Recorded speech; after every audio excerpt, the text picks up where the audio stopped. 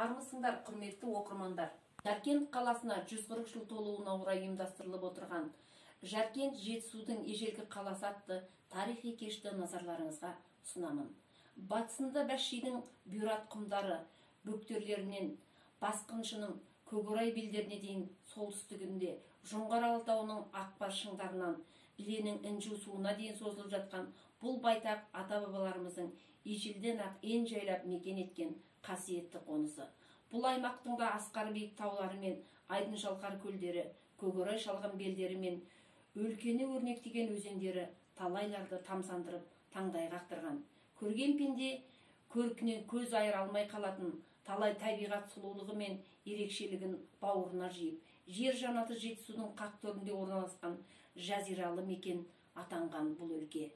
Жалпы Жаркент қаласының қай ғасырда іргесі қаланғанын ешкім дөп басып айта алмайды. Бізге белгілі тек бергі тарихы ғана. Осы орайда Жаркент қаласының батысында орналасқан Көктал ауылының маңы бір кездері өркениет дамып, ірі сауда орталығына айналған Лебалық қаласын зерттеу жұмыстарын жүргізу арқылы Жаркенттің жас мөлшерін анықтауға негіз болған.